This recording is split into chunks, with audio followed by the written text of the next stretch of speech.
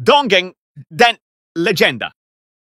Cerita rakyat, Lubuk Emas, Raja Simangolong dan Putri Sri Pandan. Di daerah Teluk Dalam, Sumatera Utara, terdapat sebuah kerajaan yang dipimpin oleh Raja Simangolong. Raja ini memiliki seorang putri yang sangat cantik bernama Sri Pandan. Selain cantik, Sri Pandan juga dikenal baik hati dan terampil, terutama dalam menganyam tikar dan menumbuk padi. Kecantikannya membuat banyak pemuda tertarik untuk meminangnya. Namun, Raja Simangolong berharap putrinya akan menikah dengan seorang pangeran dari negeri lain untuk mempererat hubungan antar kerajaan. Lamaran dari Pangeran Aceh. Kecantikan Sri Pandan sampai ke telinga Pangeran Aceh yang ingin melamarnya. Raja Aceh mengirim utusan untuk menyampaikan lamaran tersebut kepada Raja Simangolong.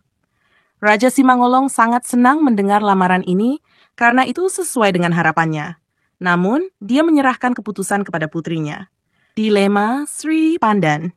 Sri Pandan menangis ketika mendengar lamaran ini karena dia sudah menjalin kasih dengan Hobatan, seorang pembantu setia kerajaan. Raja Simangolong marah dan meminta Sri Pandan untuk melupakan Hobatan dan menerima lamaran Pangeran Aceh. Jika tidak, Hobatan akan diusir dari kerajaan.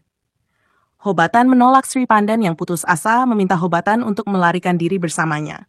Namun, Hobatan menolak dan menyarankan Sri Pandan menerima lamaran Pangeran Aceh demi kebaikan kerajaan. Merasa kecewa, Sri Pandan memutuskan untuk melompat ke dalam lubuk Sungai Asahan dengan membawa seluruh perhiasan emasnya. Pencarian Sri Pandan Raja Simangolong menyadari kesalahannya dan segera mencari Sri Pandan bersama para prajuritnya. Namun, mereka tidak berhasil menemukannya. Raja sangat menyesali tindakannya dan menangis karena telah kehilangan putri yang sangat dicintainya. Nama Lubuk Emas. Sejak kejadian tersebut, lubuk tempat Sri Pandan melompat dikenal sebagai Lubuk Emas karena dia terjun dengan membawa banyak perhiasan emas. Penjelasan. Lubuk Emas adalah cerita rakyat dari Sumatera Utara yang menggambarkan betapa kuatnya cinta dan pengorbanan.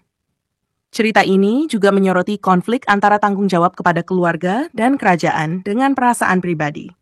Sungai Asahan.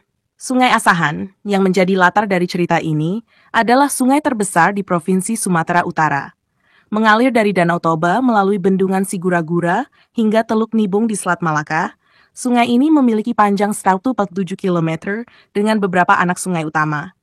Sungai Asahan juga melewati beberapa kota penting seperti Parapat, Porsea, Balige, dan Kisaran. Sungai Asahan dan pentingnya dalam cerita. Latar geografis dan budaya. Sungai Asahan bukan hanya aliran air yang besar, tetapi juga memiliki makna yang mendalam dalam budaya dan legenda masyarakat setempat. Sungai ini menghubungkan Danau Toba dengan Selat Malaka, memberikan kontribusi signifikan terhadap kehidupan dan mata pencaharian masyarakat di sekitarnya. Daerah-daerah yang dilalui oleh Sungai Asahan, seperti Parapat, Porsea, Balige, dan Kisaran, memiliki sejarah dan budaya yang kaya, yang sering tercermin dalam cerita rakyat, seperti Lubuk Emas. Simbolisme Lubuk Emas. Lubuk Emas yang menjadi tempat Sri Pandan mengakhiri hidupnya menjadi simbol dari cinta yang tak tergoyahkan dan pengorbanan. Keputusannya untuk terjun ke lubuk bersama perhiasan emasnya menandakan bahwa cinta sejati tidak bisa diukur dengan materi. Nama Lubuk Emas sendiri menjadi pengingat akan kejadian tragis ini dan bagaimana perhiasan emas yang dibawa Sri Pandan ke dalam lubuk menambah makna emosional dari tempat tersebut. Pelajaran moral. Cerita Lubuk Emas memberikan beberapa pelajaran moral penting. 1.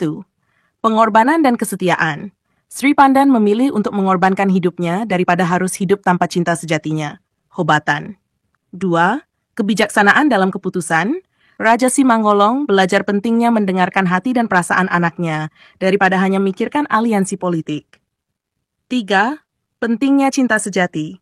Cinta yang tulus dan sejati tidak bisa digantikan dengan status sosial atau materi.